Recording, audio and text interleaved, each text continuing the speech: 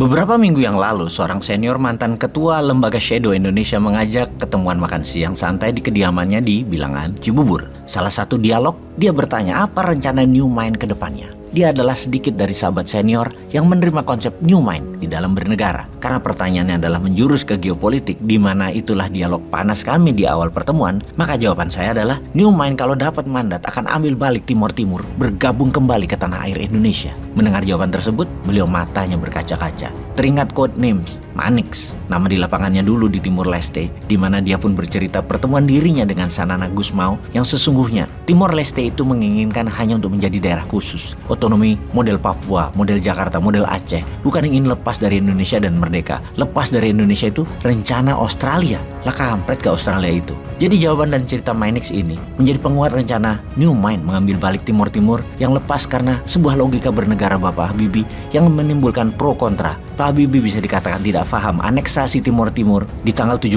Juli 1976 itu. Tapi nasi sudah menjadi bubur. Kita tidak menyalahkan beliau 100%. Kedepan wilayah itu akan menjadi kremianya Indonesia. Indonesia ke depan memang memerlukan pemimpin visioner dan imajinatif model Putin. Konsep New Mind bisa dikatakan tercocok sih. Ngarapnya sih begitu. Kita akan menyatukan tim-tim kembali ke wilayah Nusantara. Fakta hari ini, rakyat Timur Timur tidak juga lebih baik di bawah Australia. Jumlah sekolah yang selama 25 tahun dibangun Indonesia masih berdiri sampai saat ini dan dipakai. Jumlahnya ratusan. Dan yang dibangun sekarang, yang dalam 20 tahun terakhir, katanya dibantu Australia, ternyata nggak ada. Malah Tiongkok mulai menyalip di tikungan. Timur Leste, bahasa terbanyak masih bahasa Indonesia. Siaran TV masih merilai acara Indonesia. Generasi micinnya pun masih kontribusi dari produk Indonesia. Untuk itu kita belajar dari Putin sebelum kita balik lagi ke rencana menyatukan Timor Leste kembali ke Nusantara. Minggu lalu, Putin melakukan langkah berani, sebuah perbuatan yang diperhitungkan untuk menentang hegemoni Barat sekali lagi. Putin mengontrol dan mengintegrasi 4 wilayah timur Ukraina. Aneksasi 4 wilayah Ukraina disahkan Putin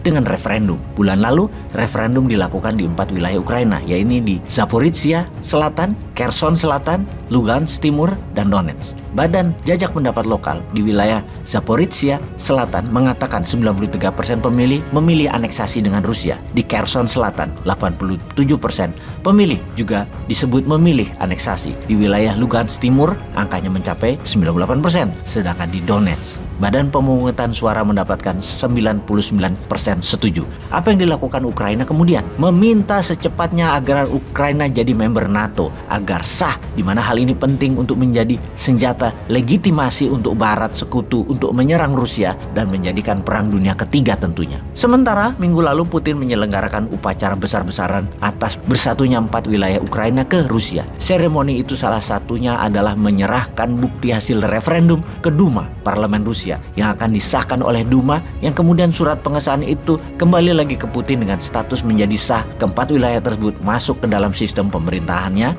Rusia. Maka 4 wilayah tersebut, Lugansk, Donetsk, Kherson, dan Zaporizhia, menjadi masalah dalam negeri Rusia sekarang. 15% wilayah Ukraina tersebut menjadi buffer regionnya Rusia sekarang, di mana Rusia akan mulai membangun secara ekonomi, secara sosial, dan membangun pangkalan militer di sana. PBB dan dunia Barat mengutuk tindakan Rusia ini, termasuk Indonesia, di mana kalau New Mind kita netral dulu aja deh urusan beginian. Amerika langsung menekan lagi dengan sanksi yang membuat 1000 perusahaan Rusia di seluruh dunia tidak boleh pakai Swift dollar, yang bagi Rusia itu bukan masalah besar karena sudah punya banyak alternatif pembayaran termasuk rubel, yuan. Di sisi Zelensky, dia menginginkan bantuan untuk bisa menangkis hybrid war, strategi dilakukan Rusia saat ini yang bisa meluas ke Odessa, yang mana kalau Odessa takluk, Ukraina tidak punya laut lagi, tidak punya pelabuhan lagi. Hybrid warfare ini nanti yang dipakai New Mind juga untuk ambil balik Timur Timur. Kita jelaskan nanti ya, sing sabar. Ini balik dulu ke Ukraina. Di saat ini Rusia berpesta besar-besaran di Red Square di lapangan merah, persis sama seperti di tahun 2014 ketika Rusia menganeksasi Crimea. Duma, parlemen Rusia, sedang membuat adendum karena menambah luasan wilayah Rusia bertambah dengan 4 wilayah baru tersebut. Rusia lagi sukacita. Pertanyaan selanjutnya, akankah perang berkurang intensitasnya atau perang akan menjadi semakin meluas dan skalanya semakin meningkat? Akankah Putin meneruskan perluasan wilayah sampai Odessa atau stop di sini dulu dan membangun benteng pertahanan? Pengamat militer melihat dari sisi Rusia mengatakan Rusia akan mengulangi lagi dalam strategi bernegara mirip ketika menganeksasi Crimea, akan stop dan bertahan, kemudian membangun pertahanan dan membangun kehidupan sosial, tidak melebarkan wilayah perangnya lagi. Eskalasi meningkat kalau Barat menyetujui Ukraina jadi member NATO atau menambah senjata ke Ukraina. Baru Ukraina akan melakukan serangan balik ke 4 wilayah yang diambil Rusia tersebut. Agaknya tanpa bantuan Barat dan NATO, terutama Amerika, Ukraina tidak mungkin melakukannya. Tidak ada senjata lagi mereka. Kembali ke Indonesia. Kita dalam 3 tahun ke depan harus mulai masuk dengan para pengusaha masuk dulu ke Timur Leste. Buat ketergantungan produk yang murah ke Timur Leste. Harga barang di Timur 30% dibikin lebih murah dengan barang-barang Indonesia tersebut disubsidi